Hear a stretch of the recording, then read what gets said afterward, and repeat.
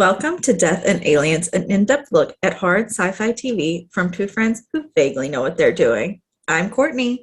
And I'm MK. And welcome to Thriller Thursday. That really ridiculous way I just said my name reminded me of at one point one of the dads yesterday was like, yeah, you keep that smile on your face before the show started. And I said, oh, it'll be there. I can't promise it'll be real, but it'll be there.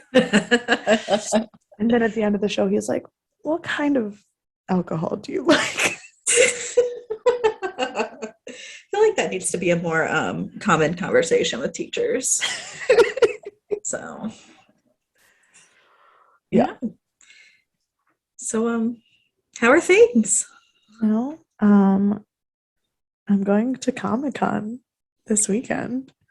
I forgot it was this weekend. Yeah.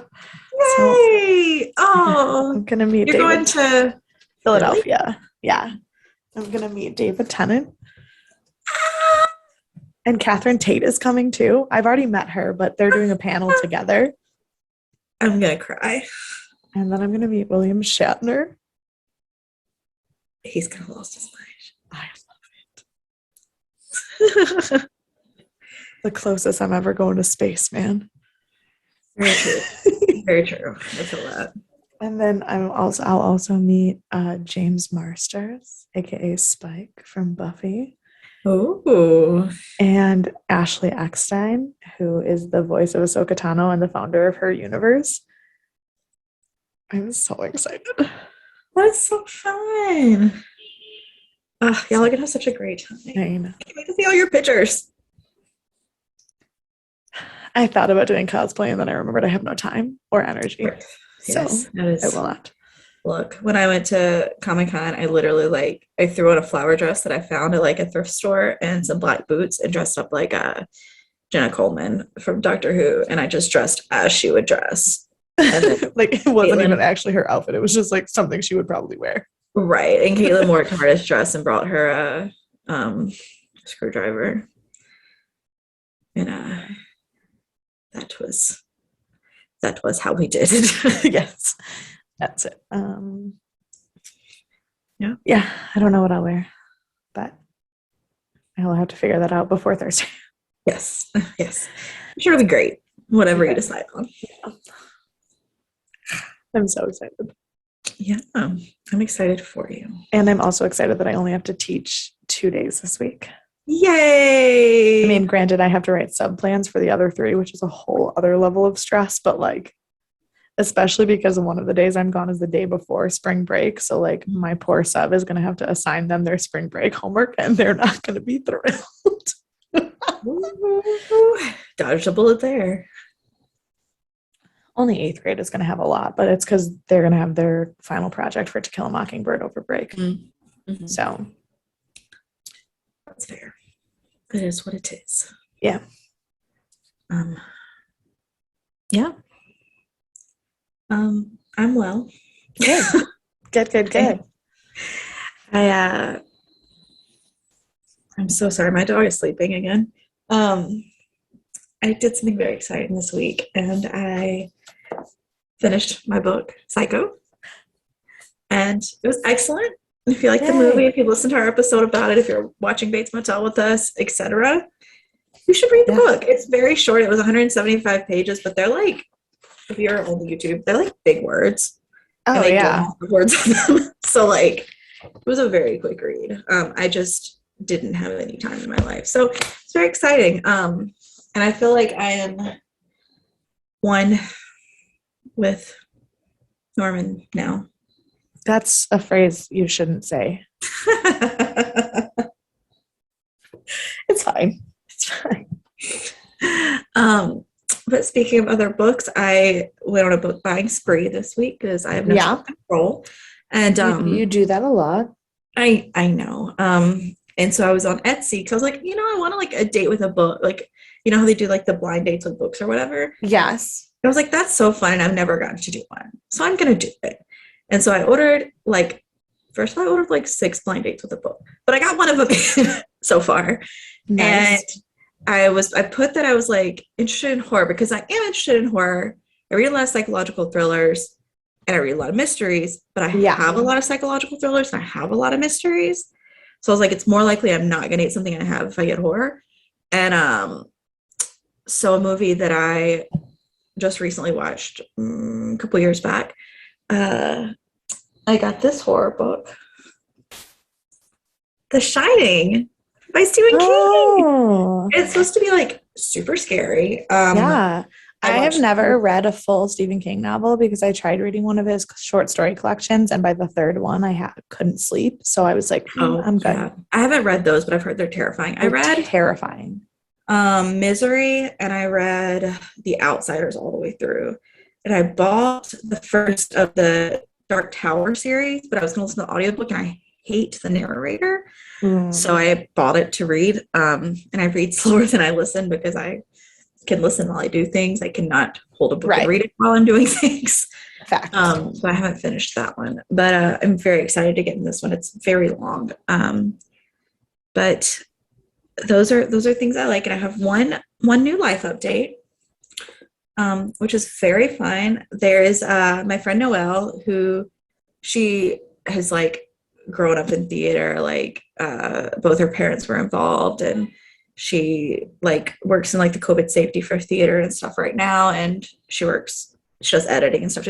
She's in all of the art worlds, similar to me a little bit, but she started this nonprofit called Unseen Artist Organization, which is very cool. They try to like reach out and help people who are not noticed in the art world be noticed. So like they've tried to highlight newer roles where like the Christine on Phantom right now is the first Black Christine, and so like they want to bring about more roles like that. And like, you know, a lot of theater is white gay men and white straight women, and so they want to kind of, or bisexual women, but they like want to branch out and they want to make it more diverse community. So they're trying to find like trans people and non-binary people to kind of like be on the board and help out, and they're like putting together a stage play, and they're going to do a reading later on in the year, and I'm currently filling in as interim secretary for the board, which is very fun. I went to my first meeting today, and I think what they're doing is wonderful. And she's so talented because she has grown up in the art world and everything. And it's very interesting. And if any of you are interested in like the theater world and want to know more, it's Unseen Artists, and you can find it anywhere on the world: Twitter, Instagram, Facebook. Nice. Website, etc. So I'm very excited about that though. And I've been wanting to be like a part of something because like all I do is work all the time. And I'm like, I want to be able to like be involved in something that I'm not doing to make money. Like I'm not just sitting there. Like I want to be able to volunteer. And I also joined my neighborhood association this week. So nice. For the same reason. No, sometimes though you have to be careful when you do volunteer, because sometimes it then becomes more work than you meant for it to. Oh, yes. Because so I have been part of the planning committee for the American Cancer Society Relay for Life of Greater Niagara since I was probably in middle school. I think was the first time my mom like helped on the board. So I've been involved in it forever. And this year, and then I took 3 years off, obviously, while I was in Thailand. And so this year I was like really excited to come back and be a part of it. So I like went full in, and I volunteered to be the chair of the board.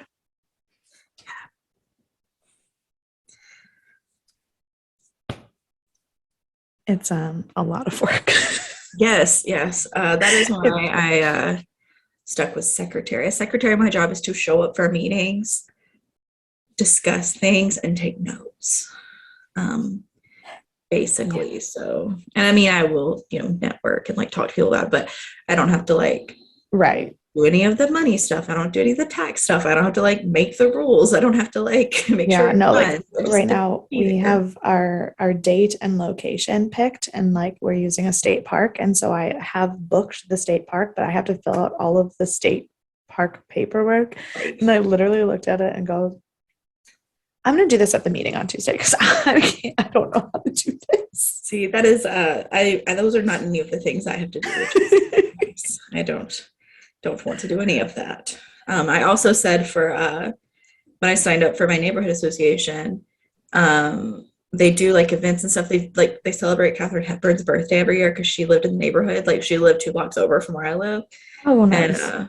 so they like celebrate her and they do all this stuff. And they were like, what things are you interested in helping with? And I was like, I will help with events. I will be in the event planning party. I will not be in the outreach. I will not be in the newsletter. I will not be in any of these other. They had like 10 things. And I was like, I would like to volunteer. I do not want to do any of these other things. I will just do the events. Yeah. So, yeah. But things I do like to be involved in are this podcast and this TV show, Bates Motel. And what a show. What a show. It is Bates Motel, Season 1, Episode 5, called Ocean View, that we are discussing today. And it has become one of my favorite things to find where the title fits, because it does fit very clearly in the episode. It is very obvious. It's not like it's hard to do, but yeah, no, I mean, I remember when they said it, but also like it's a lot more than that. It just makes me happy how much it actually envelops the whole, because they have like a lot of shows, you'll have like they pick out one line and it's like that's the episode title, and it's like, okay, that line happened, but like this line happens, but also is the whole episode usually. Like yeah. I love it. It makes me very happy how they title these. It came out on April 15th, 2013, and this episode that we are currently recording as us comes out on April 14th, 2022. And so we're just one day behind.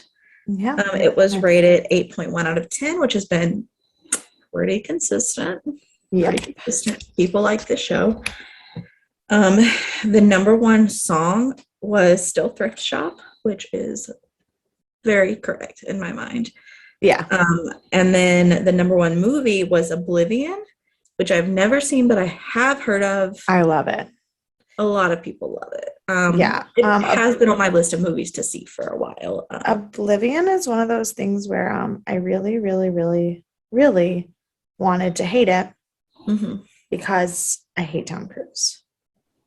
Oh, yes.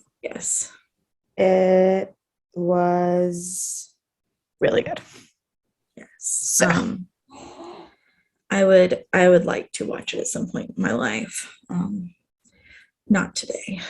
And only sad things happened today. It was the day of the Boston Marathon, which was very sad and does not feel like it was that long ago. That was 9 years ago that happened, and it feels like it was 3 years ago that it happened. Right. That's crazy. Yeah, so that is very sad. And I wrote this guy's name down because I knew I was going to remember what he was from, because I knew him when I looked him up, and now I've already forgotten. So give me 30 seconds. Oh, yes.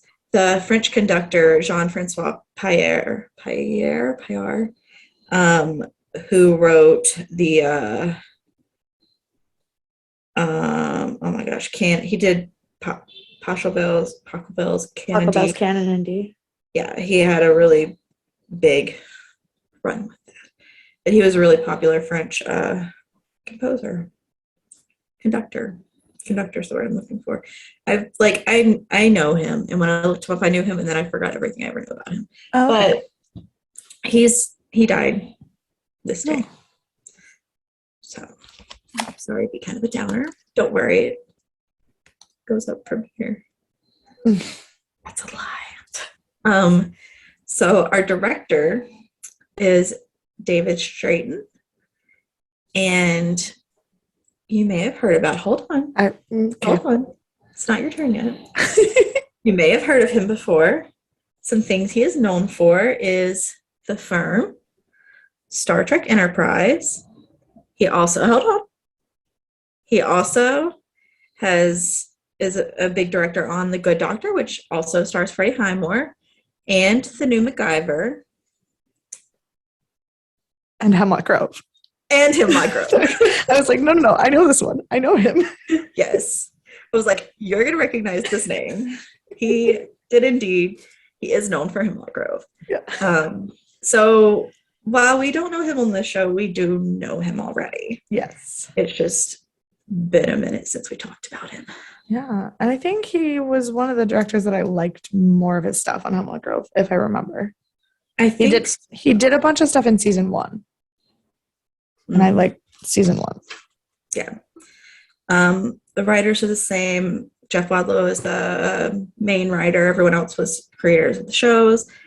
There's no new top build cast listed, so I'm just gonna get to know a couple of the other people that were important in this episode. Fantastic.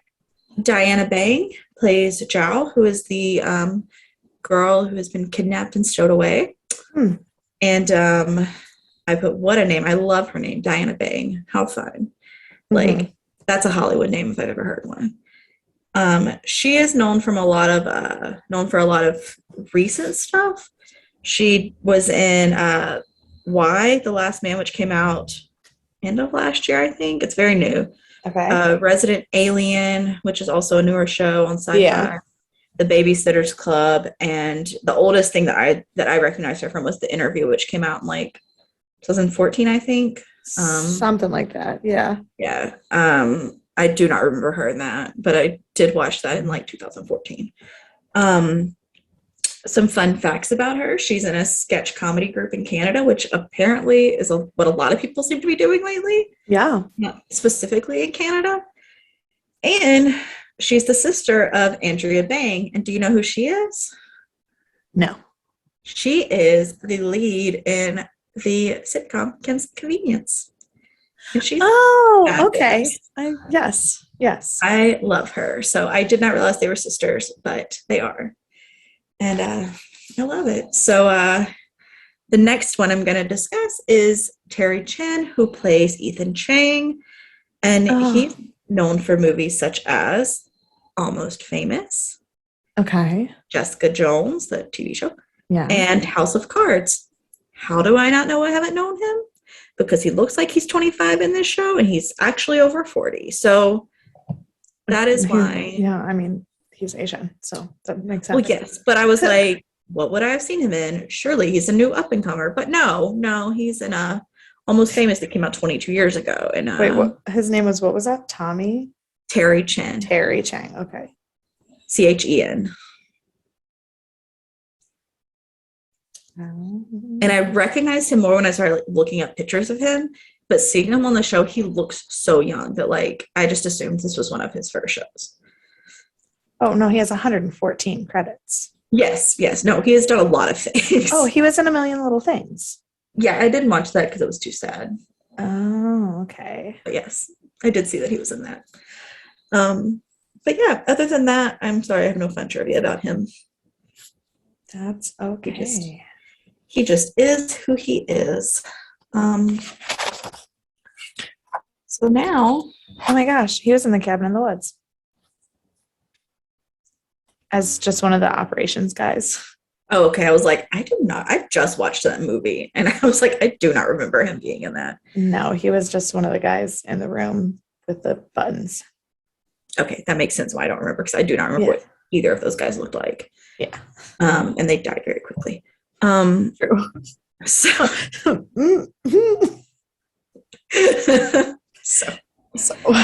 everything's fine. So we start the show. They do a previously on, and I'm glad to say I was wrong, but when it started, the entire previous scenes felt like it was just going to be a whole episode about Bradley. And while she was spoken about a lot, thankfully the whole episode wasn't about her. See, I didn't feel that way. I thought all of the previously on, all of this was like very perfectly actually leading up to the arrest. I thought it made sense. Well, I think so too. I agree. But I thought when I started watching, I was like, this episode's going to be about Bradley and I'm going to be so annoyed. And then it wasn't. So I thought it was a good way they did it too. Yeah. And as a friendly reminder, because I hadn't watched the show in 2 weeks, we did indeed end the last episode with Norma getting arrested. and then it cut off. So that is where we're at. And we do start this episode with Bradley. And Norman is in bed with her. And it's just him leaving. It's not. I know. He like, you see how awkward he is because he like awkwardly doesn't pat her head before he leaves. And then I realized, this was the moment I realized that he's just now getting home and didn't know Norma had been arrested. Right. I was very excited. I was like, ooh, he's going to be off his rocker when he finds it out. And then, of course, Dylan's just like, yeah, she's in jail. Super cash. Super fine. cash. Totally fair. Everything's fine. And so we go to the said jail, and she is indeed in there, and Norman's trying to talk to her, but she's pissed off because he went out and got laid. And I wrote, ew, shut up, you gaslighting bitch. Yes, absolutely. Because the thing she says to him, she says, after he's like, please let me help you. I just want to help you. She's like, any mother would be broken in half by such devotion. And she says it so like, oh. What is the word I'm looking for? Yeah. It's not the word, but I don't know. That's all I got though. She's disgusting. It was so like it was so bad that my parents, who have never watched the first 4 episodes of the show, were watching it with me. And as he left the jail, my mom goes, so she's just a psychopath, right? And they go, yeah. Yes. A little bit, yeah. And even at this point, like, God bless him, Dylan's trying to help her get out because he thinks, even though he doesn't want Norman to be with Norma, he thinks it's best that she's not in jail for Norman's sake. Right. And like, he's just such a good human. I mean, he's got a little bit going on too, but he is a good human. Yeah. And so they start talking about using the hotel as collateral, and Norma's not having that at all. And she just tells them they have to leave. And I was like, why is she being so mean to Norman? And I forgot it was because she was mad that he got laid and then she was arrested. Yeah. So what else, which is stupid, but it's fine. And then we go to Norman, who is digging through boxes. I wrote, Norman, what the fuck are you looking for? I know. I was like, what is happening? I was like, at first it looked like almost like old photo boxes. And so like, is he looking for like a picture? Right. Like, what is happening? Turns out he was not. He was looking for the deed to the hotel so he could put it up for collateral. And I think that's a terrible idea because I think she should just stay in jail forever, but I understand. Agreed. And then we go over to Dylan, who is not making good choices, but he's making them for the right reasons. He's trying to ask for an advance from his boss, and he just started working there. And so he's telling Ethan, and he's like, well, how much? And he's like, 5,000. And Ethan just like laughs in his face. He's like, absolutely not. And here's the thing. I at first thought he was asking for an advance to like get the bail. Mm-hmm. And then he said 5,000. And I was like, that's not going to be enough. Right. No, I thought the exact same thing. And then when he started talking about it and he was like, I want to get a place for me and Norman to get him away from this crazy person. I was like, okay, this makes so much more sense. And actually it's for the right reasons, but also like Ethan's reaction, I was like, my note said I can't tell if this guy's a good guy or not. Like Ethan's reaction, I'm like still so torn on where he lines up on this spectrum of gray that is this town. I think he's on the good guy side. By the next scene he was in, I was like, nope, I like him. Yeah, but I think in this moment I was like, I don't know. No, I know. I very much agree because I think his thing is he knows the town is corrupt and crazy, and he kind of does what he has to do to survive without being. Yes. Yes. I think that's his role. So we go back to the jail, and unfortunately, I keep writing Officer Hottie in my notes because I forget his name because you have broken me as a human, and I don't even find him that overly attractive. But I just can't help myself. Which is funny because I think I only ever referred to him as Deputy Hottie for all of my notes. Well, So he's trying to get Norma to eat, and he's like, "Oh, I didn't do this. I'm so sorry. I had to be the one to Now, get you."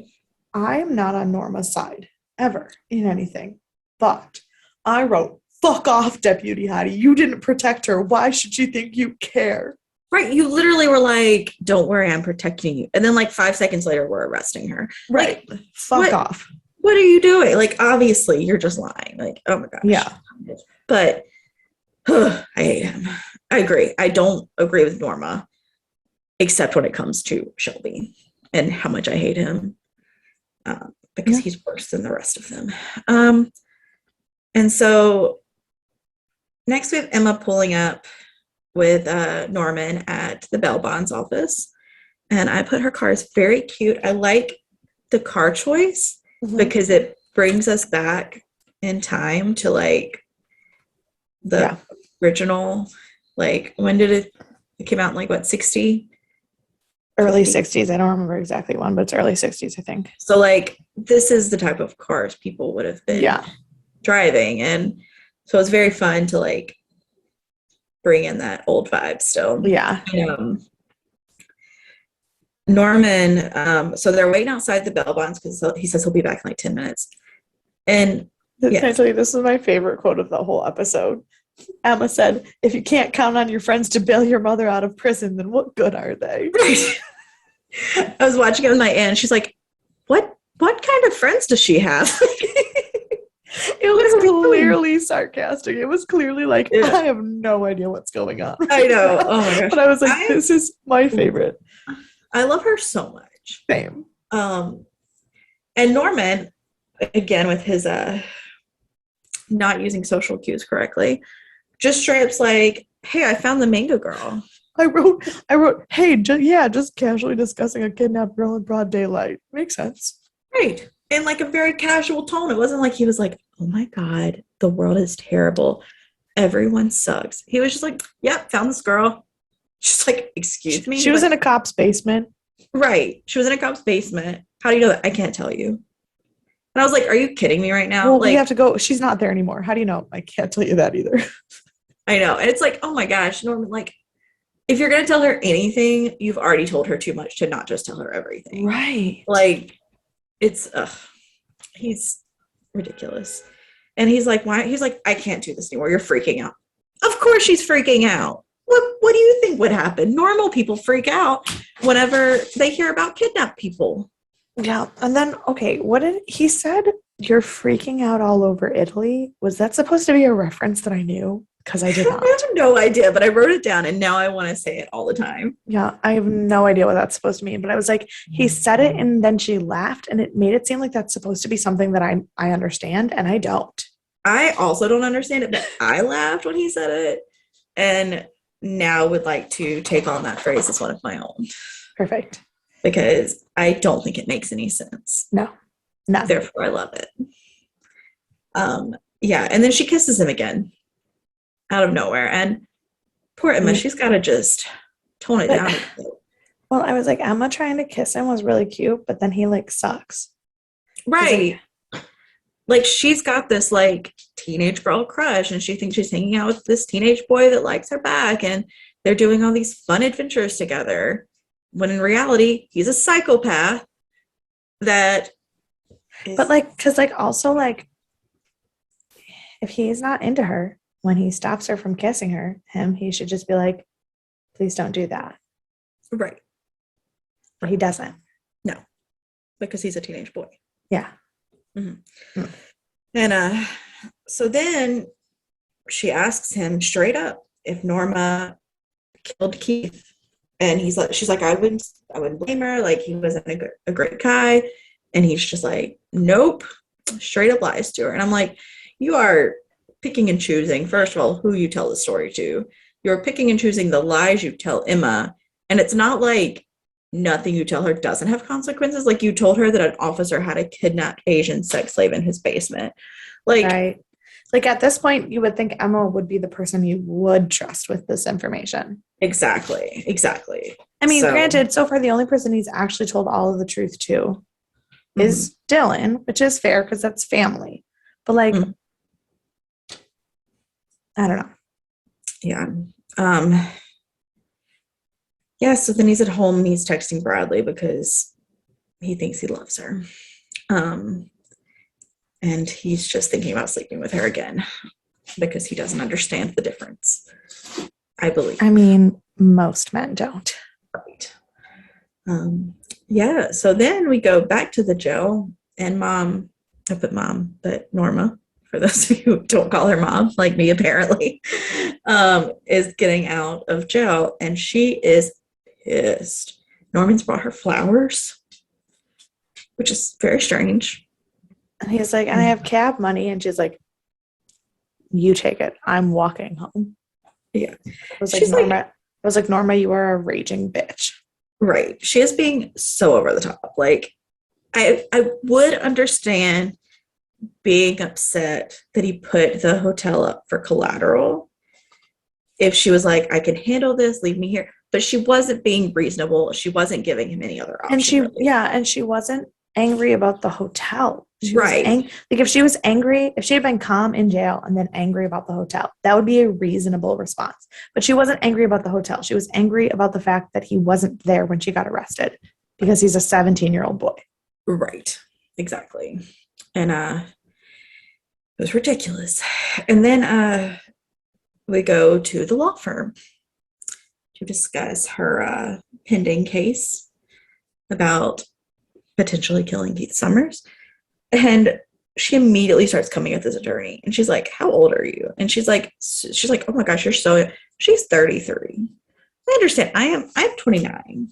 So like, I know plenty of lawyers who are around my age. Yeah. I guarantee you some of them are much better than older attorneys. Like, fair. Especially because they know how the law has changed and updated. Like, I'm like, that is not, and they have like, but also to more be energy fair, to put into it. Like, but to be fair, like when she said 33, I'd be like, oh, okay. But like, she didn't look like she was in her 30s. She looked very young. And if somebody was like 25 handling a murder defense, I'd be a little nervous just because like that shouldn't be the first thing you're doing out of the gate. No, I definitely agree with that. But like, she seemed upset that she was 33, and I was like, that's plenty of time to wait. Like, this is kind of the exact age you want, because they still have enough energy to keep up with you and everything they have to do to make sure you don't end up in jail or on death row or whatever your fate is. Yeah. But, and enough experience in the world. So, agreed. Anyway, so then they're talking about she doesn't have a great defense because of the fiber in the watch. And so she's like, yes. But with this, and then Norma talks about how it doesn't make sense that they're going off of based on a fabric from a carpet that was there when the man owned the place, and he owned it for a certain number of years. And I know that like time and like length of time for DNA to disintegrate and blah, blah, blah, blah, blah. But like, that's a valid argument that they're basing it on a carpet fiber that he would have come in contact with or without her. So like, that's not really a good, if that's their only evidence in an actual court of law, that would not hold up. Right. I think it has something to do with like, I'm not a scientist. Let me start there. I think it has something to do with how the carpet fiber would have disintegrated over time and the fact of how new it was in his watch. Right. But think about it. This whole incident went down the day after she moved in. But he hadn't been there for over a year because it was like they had the whole thing. The foreclosure was over a year, but he's a fucking creep who was hanging out around the place. So that still doesn't prove anything. I guess that's true. But I mean, it's fair. I would not immediately say your only option is self-defense at this point. Right. I do think there are still some arguments to be made first. Even if it comes down to that is your last argument, I do think there are other options to start with. But also like at the same time this attorney works in this town. She knows that this is a corrupt town. Maybe that's the only choice she has for normal. Which no. That's what I'm saying. Like, this town is its own thing, but in an actual court of law, Norma's argument about the carpet fiber is so valid. Yeah, of course. I mean, do any argument you can. Like that Yeah. is one of like 6 arguments they should be presenting before self-defense. So like there's plenty to go through, but like I think I don't know if this is something they were like approaching, but I do think like maybe self-defense is the only option because no matter what happens, the police are going to pin it on her. Yeah. However they need to do it, they'll do it. So that's fun. But like even I mean, she's so upset about this and like stuff, and it's like she's making such a big deal about it. Yeah. When really self-defense is probably going to be her best option this time. Even Norman's like, why are you not even listening? He's like upset with her because she's not listening. Yeah. And then he's like apologizing to her, and but she's the worst. Oh yeah. No, I told him not to apologize for getting laid because Exactly. his mother's a fucking psycho. Absolutely. So then they're in the car and she's still like going off on him, and he says this line, he says, "You do things that don't make sense, Mom. You scare me." And I was like, does she? Yes. Or is this you? No. Here's the thing. Yes. Like we've already figured out that there's something off with him that we don't know about yet. But at the same time, none of her decisions in this pattern of events have made sense.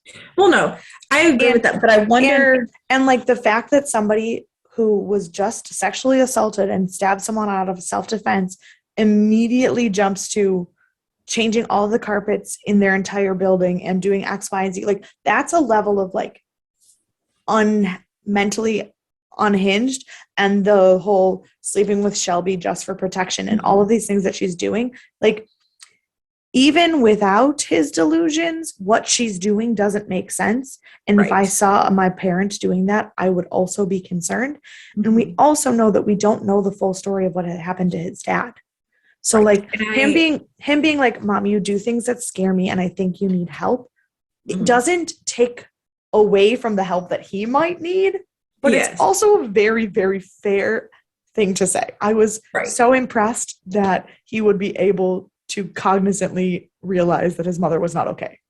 No, I definitely agree with that, but I wonder if that's also meant to be like a foreshadowing to the fact that we're not seeing everything he's seeing. Because I mean, when she comes into his room, comes in to tell him to go get the belt and everything, obviously that wasn't her who was seeing that.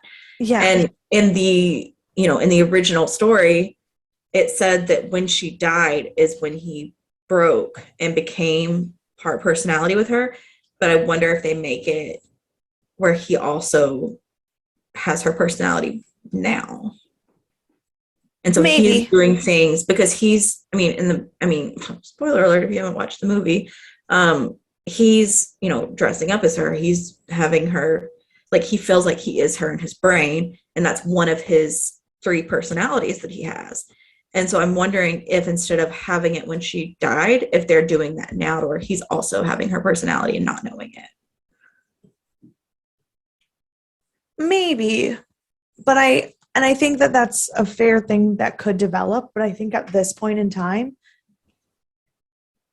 there's no way to explain away some of the things she's done, even if he is like, you know what I mean? No, I think she's done what we've seen, but I think he's seeing more that we're not seeing. Oh, no. Yes. Yeah. Which I could totally see that. Yeah. But also, even if she wasn't, she already needs help. Yes, of course. Yes, definitely. Yeah. And then she kicks him out of the car. Like, what was it? Like 10 miles from home? Is that what he said? Yes. 10 miles from home. And because she's a lunatic. But then, of course, Dylan comes to the rescue, as he always does. Thank God for Dylan. And he is much too happy about the discourse between Norma and Norman. He is so thrilled they're fighting. He's like, "Welcome." What did he say? "Welcome to the doghouse." Yes. And I was like, oh, God. I literally just wrote, like, I hate literally everyone else in this fucking town. I only love Dylan. I'm only here for Dylan. And, like, Norman would be so much better off with just Dylan.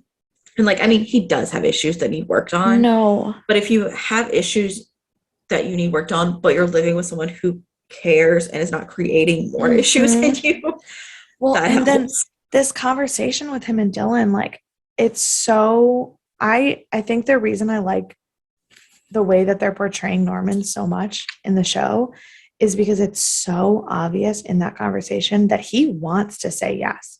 He wants to say, yes, I will leave her, but he's already so deeply abused that he can't. I mean, it's like, what's the Stockholm syndrome. Stockholm syndrome. That's the one. What I was thinking of. Yeah, so it's a real bummer for him, but I don't wish because I like the show and I would like it to keep going, but I wish at this point he was just like, yes, I'll move in with you, Dylan. And then Norma goes back to Jill and it's over. Like, that would be such a happy ending. It would That's be, also like, it would where be the whole, I would say it would be the happiest ending. It would be like, of course, it's never going to happen. We're never going to be happy, but like, you don't get to be happy with thrillers and horror. No, that's not what they're about. No. But it's also, he talks about the place he wants to buy for them has an ocean view, which is why it's the overarching theme. It's all about essentially Dylan trying to save Norman and get their own place. So on that depressing note, we're back at home. And they're talking again, Dylan and Norman are talking about Norma loving drama. And he's like she's like an addict. She can't get away. And the best thing you can do with an addict that you love is to walk away from them. It's best for you and them. And Norman says you don't just walk away from your parents. And Dylan says, but you do. Like, that's kind of the point of growing up, is to walk away. Like, and not that you'll never talk to them again once you like walk away. Right. And like, because like even Dylan is like, I'm not leaving town. I'm just leaving this house. Mm-hmm. And he's like, if you moved in with me, you'd still be across town from her. Like, it's not like I'm trying to take you to a different state. I just want you out of this environment. Right. Which makes sense. And then of course, I have a rant. Oh boy. Norman says she can't get through this without me. And I get so mad when children feel responsible for their parents, because that is not their job. Correct. It is the parents' job to be in control. It's different if you're 50 and your parents need to go to a nursing home or something. Right. But when you are a child, you should not also be parenting your parents. Correct. They should take care of you, not the other way around. And it makes me so angry and upset for him. Yeah. Well, and that's what I mean about the fact that, like, you can see it on his face that, like, this is all abuse. Like, this is all stemming from an unhealthy relationship. Yep.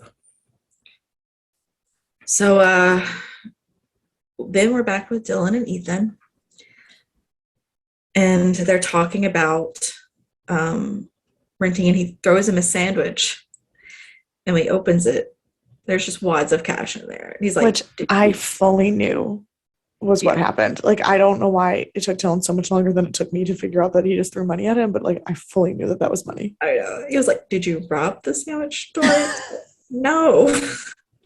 It turns out that Ethan gave him the $5,000 he needed to start his new life, hopefully with Norman.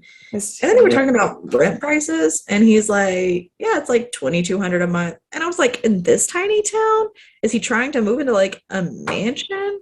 This is not New York. Like, those are high prices. West Coast, man. The West Coast is horrible. So, like, I don't know. I feel like I've lived other places that have higher rents, not New York higher, but like I mean, I lived in New Orleans, which has plenty of places with high rent. Like, yeah, you're not spending that much still. It was like $1,400 for like a place that size and a good area. Like, I don't know. I was like, that's a lot of money. The average rent in Portland is $1,680 for a 755 square foot apartment. So, like, that's actually not off. But this is like small town Portland. It's not like it's the middle of Portland. This is like an offshoot. Yeah, but it's ocean view. I guess. I just think that's crazy. I'm not paying that much to live somewhere that's not New York. That's what I'm gonna say. I don't pay rent, so That's true. Unfortunately I do pay rent. But it's fine. And and so but this was when I was like, oh no, I do like him. that is exactly what I said. Because at first I was like, he's kind of being sketchy. And then I was like, oh, no, he gave him money. He's not being sketchy. Then I was like, oh, I love him. That was Right, my I literally progression. go, okay, I do like this guy. And then I immediately turn the page of So my notes then, because my that was the last note on this page. Okay, no, I do like this guy. Then the next note just says, fuck. yep, I was like, oh, I totally love this guy. And then I was like, oh, I wonder if I have a prediction. What if he's going to be the one to kill Dylan because he's like turned into this really good guy? And then immediately he shot in the throat. And I wrote, I should have known he was going to die because I liked him and I hate everyone in the show. So I mean, he hasn't died yet. he got shot in the throat. Oh my God. I don't even know how he made it to the ER, but he Fact. did apparently. You know, this is a fiction show. But I do think he did die. We don't know confirmation, except for that the police officer talking to the nurse later, I think that he is for sure dead. I also think he died. Also, spoiler alert, he's only credited for 3 episodes on MBD, so IMDb, and this would be the 3rd one, so he's dead. Well, thanks for the spoiler that I didn't know about, but I assumed he died. Yeah. And then Dylan just runs. And I was like, I do not blame him because he's the one who brought him in. He's the one who, quote unquote, found him. He's going to be the one blamed. Like, that's well, and his mom just got arrested for murder. Exactly. So, like, I was like, that is absolutely the correct choice for him to make, was to just run. And then I'm just yelling. My next notes are just me yelling. Same. Norma is meeting with Shelby. I wrote, my note says, after all that, you're still seeing him. You're even crazier than I thought. I put, why is she still meeting with him? He lied. Like, straight up lied to her face. And they arrested her. He arrested her. And he's like, I'm so sorry. I was like, you are not sorry. And then he tells her he loves her. And I said, he before he says that, he says, we have to stop seeing each other for a while. And I'm like, why are we here? And the only smart thing she's ever done was get out of the car. Granted, it stopped there. But I was like, oh my God, she's going to make the right choice. But alas. Then he says that he loves her. I said, how can you love her? You don't even know her. And he goes into this whole speech about how he felt while she was in jail. And my mom just got so pissed off and goes, that sounds like it's all about you, buddy. Exactly. And I put, of course she falls for it. And then I also put my eyes any harder, they would roll out of my head because I cannot deal with him. I mean, to be fair, I would have fallen for it too. I 15 years ago would have fallen for it. I don't think today would. I want to think that today I wouldn't. But like, he's real hot. But also today me would not have gotten past the first step when he was like, we have to keep this on the down low because I'm a cop and you're under suspicion. I understand we're different people. It's like, nope, I can't say that would happen. I think it would have stopped much sooner for me. So I would still be in that truck. Yeah. And then when we were back at the police station, I thought he was going to have a flirtationship with Regina. And I was like, oh, this man just flirts with everyone to get what he needs.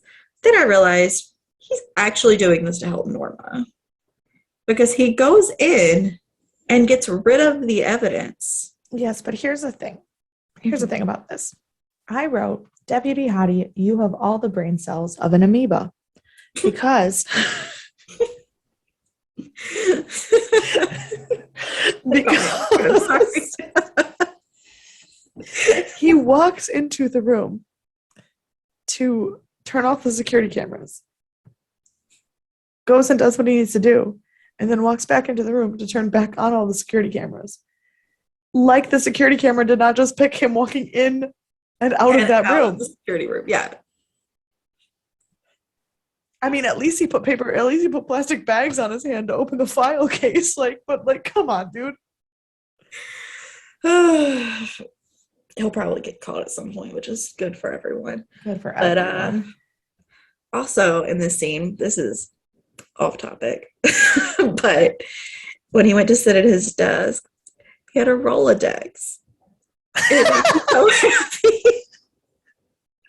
It's like, kids don't even know what this is today, I bet. And it made me think I need to. So I watched this on Friday, so I haven't gone to work yet. But whenever I go back to work tomorrow, I'm going to ask Jess and Nora if they know what a Rolodex is. And I'm so excited. I'll report back. Perfect. I can't wait. I'll ask my students. I'll ask all my students if they know what a Rolodex is. I think my mom still has her Rolodex. Granted, it's not new. No. But I think she does still have it somewhere. So those were fun though. Yeah. I like to get a Rolodex, I like to spin it. So then we go to Dylan. Okay. And we see a little bit of darkness in his eyes. No. Yeah. So we see Dylan sitting alone in the car. Before the scene really goes, we just see Dylan sitting alone in the car and he looks upset.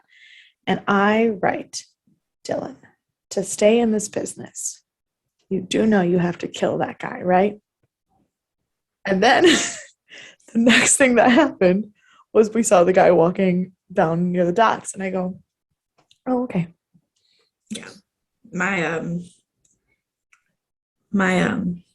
unfolding of that, I was just like, oh my gosh, he found that guy who shot Ethan. And I'm like, oh my gosh, now he's trying to run him over. I was like, what is this show? And I put, is Dylan crazy too? Does he have some of the darkness from Norma, or is he going to get sucked into this town's crazy eye for an eye? Yeah. So that's the thing. I think a little bit of both is true, but I think that Ethan warned him of the kind of justice that happens in this town. And Ethan was the only person who looked out for him. Right. And in order to not lose his place in this business, and in order to also make sure that Ethan's reputation stayed intact, he had to pull the trigger, basically. Right. So, I knew that was what he was going to have to do. I didn't realize how quickly he was going to do it, or how violently he was going to do it. Very quickly, yes. But I knew and very violently. And then the best part was that my mom was like, oh, that was not good. And I just go, no, it was. And she was like, what? And I go, it's a weird world where you live in, where running a guy over violently with your car was the appropriate response. I don't know that I would consider it good. It was correct, but not. I don't know that good is the way I would describe it. Good is probably not the right word, but what would have come down on Dylan if he hadn't from the higher ups that we don't know who they are? Mm-hmm. So we pop over to Emma for a second. She's at the library and she is Googling property. I think she's the library. She's somewhere with a computer. Yeah. She's Googling properties owned by Keith Summers. And we see some other properties he owns that are not just the house that the Bates now own. He owned a boat. And that is the end of that for now. Yes. And then we go to the motel and we see that it is officially open for business. Yeah. Which I didn't realize we were that close yet, but we are open for business now. But also on the website, it says Bates Motel serving blah, blah, blah since the 1950s. And I said, even if the motel itself has been around since the 1950s, you're technically lying. So, yes, that's true. I think that was an homage to the original because... Which I fully knew that was why they said that, but then also got mad that it was a lie.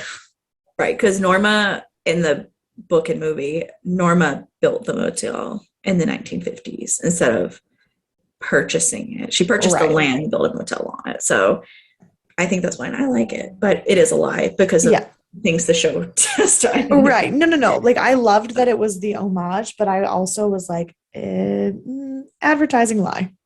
Yes.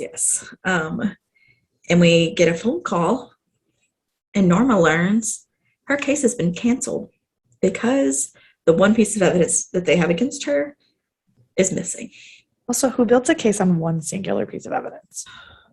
Who builds a case on one single evidence starts telling people they've built a case? Because you may find the evidence and start building that case on it, but the minute you tell them you found one piece, they're not going to have anything left. So you need to continue finding what you need. Yeah. Before you break it open, like, big mistake. Also, who has $100,000 bail for a crime that they have one piece of evidence for? Yeah, that's really, I mean, this town though, I mean, it's wild. So let me go back to Norman, and he's calling Bradley because he has no self-control. And this made me think of past times. It says, "Hey, it's Bradley," and then he starts talking, and she's like, "Leave a message." And all I could think about were those stupid joke messages when people and I'd be like, "Hey, it's Courtney, what's up?" And you would like, "Just kidding, I'm not here." And that's all I could think of. And that was the dumbest thing ever. What a time to be alive. What a time. That's what happens when you give 13-year-old cell phones. Like, but also, Bradley ignoring Norman might be the saddest thing in this whole episode. It is, but God, it's probably good for him. Yeah, but that voicemail he left. It's so awkward. I can't. And if a boy left me a voicemail like that, I would literally never speak to them again. Never. I don't know how true that is. No, the desperation is. I would absolutely rather chase a guy who has no interest in me for the rest of my life than gives into that kind of desperation. And I know that that's my toxic trait. I know that that's my giant red flag. Right. But literally, if I got that voicemail, I would block him. I mean, to be fair, if it was someone like Norman, you should block him for other reasons also. Right. But I mean, Bradley doesn't even know him, so how would she know at this point? She just knows him as the awkward guy who stands in the corner. But next thing, Norman runs in and tells Norman that the evidence is gone. Yay, celebration. And Norman just looks at her and says, "What's he gonna make you do for this one?" And she loses her mind. And I was like, so she can sleep around with whoever she wants, but Norman can't? I understand he's her child, but he's also 17. Like, okay. Also, my thoughts on this interaction was being jealous of Zach and hating him because he has a girl chained in his basement should not be that thin of a line, my dude. Nope. No. That is you are making it a much finer line than it is, and I should not be confused as to why you feel that way. He has a very accurate reason for hating him. Yeah. We are just unsure if that's the one he's chosen or not. Right. Like, if it was clear that you hated this man because he had a girl chained in his basement, I would support you. I don't support you being jealous of your mother's sexual partners. Right. So Norman just leaves. And that's probably a good choice. Yeah. At that point. Mm-hmm. And Emma comes to the rescue. And he gets in the car and she tells him she knows where the mango girl is. And at this point, I didn't see what she had actually Googled was his property.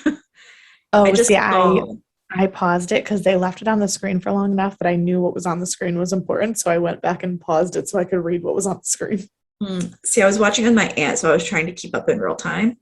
And I was like, oh, it's his property. I didn't realize they put what specific property it was. And I put that I thought it was the creepy shed because I hadn't seen what the property was. It's not. I still need to know what this creepy shed is. Fact.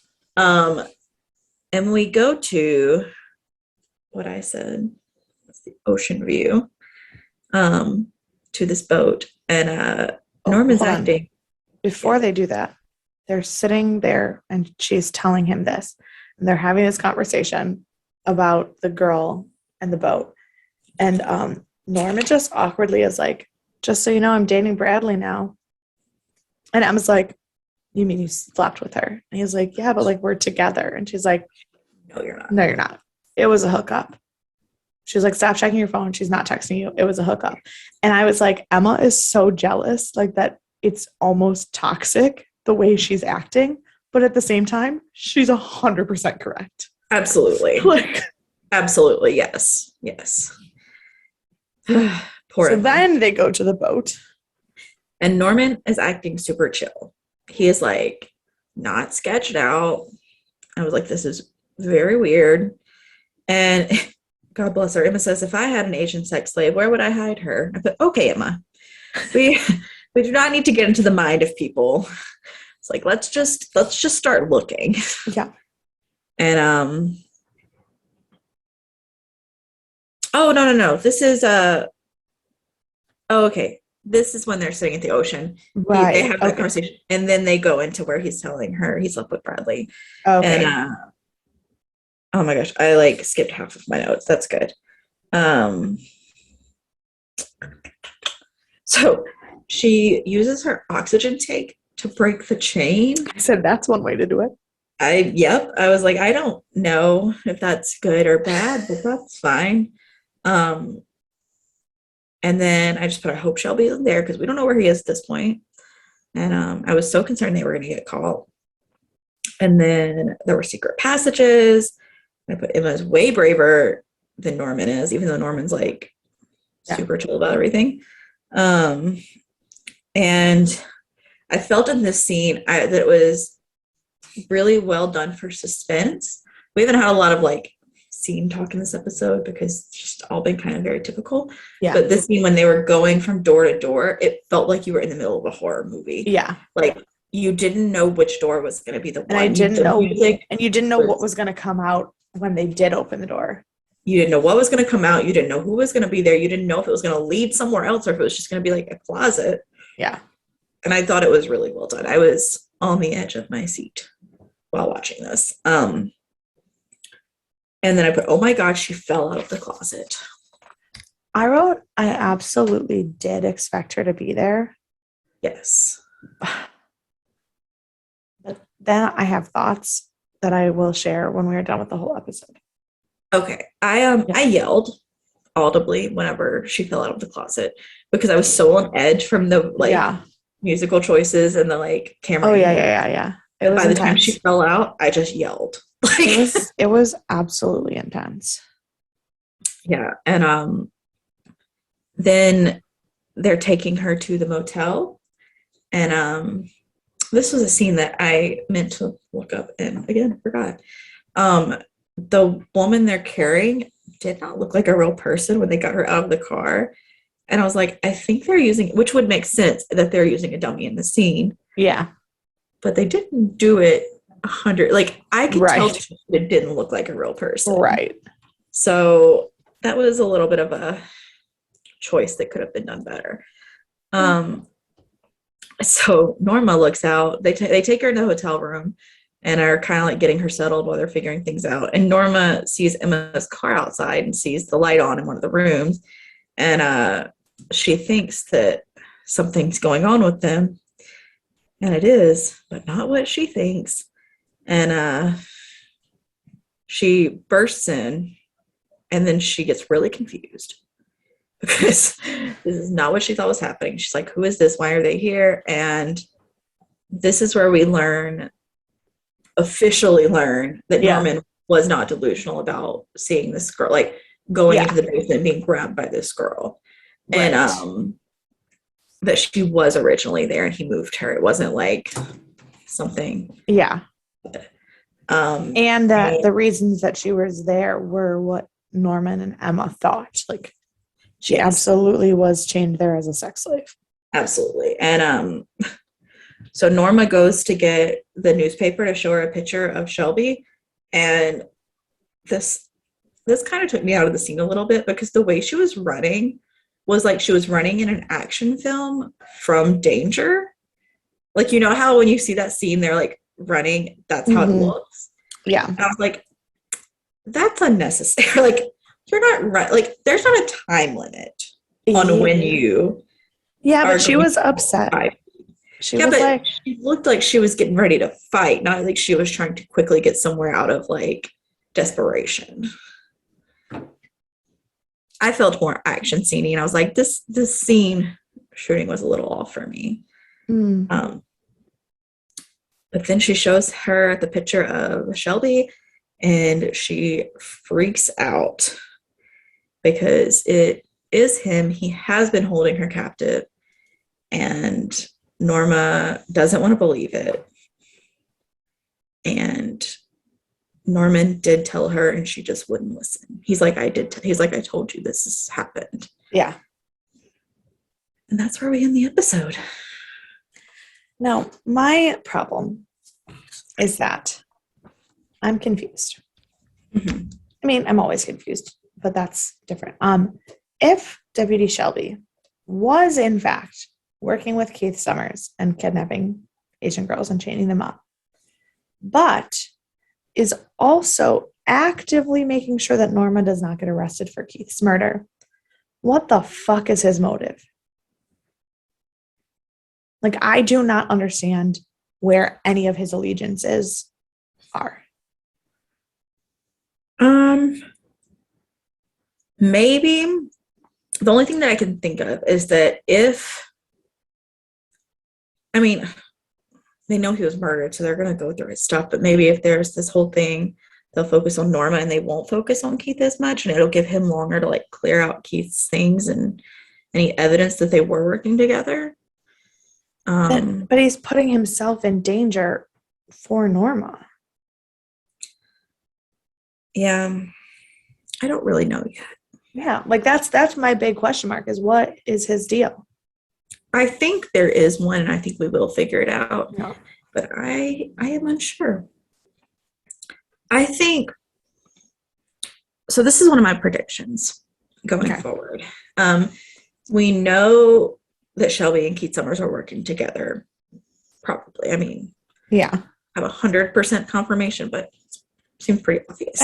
He put the body in Keith's boat. That's like a solid 90%. Right. I think that Shelby is going to be at the top of whatever's going on in this town, or at least very close to the top, if not the top guy. See, I don't know that that's true. My prediction is more back to something that I had predicted earlier, but now the motive has changed.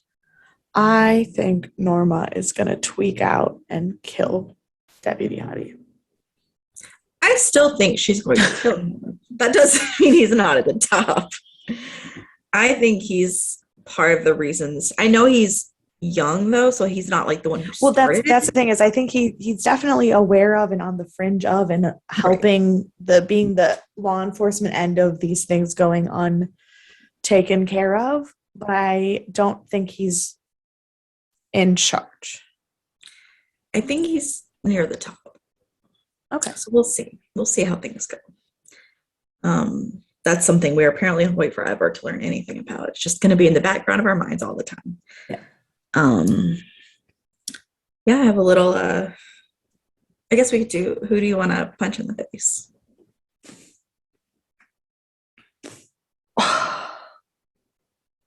There's a lot this episode, really. But probably Deputy Hottie. Good choice. Good choice. I think I want to punch Norman in the face. That's also fair, really. He was mean to Emma for no reason. Mm-hmm. And I know that all of the bad choices he's making are not all his fault, but some of them are his fault. Yeah. So I think that's who I'm going to pick. I just don't know that I can forgive quite literal sex slavery.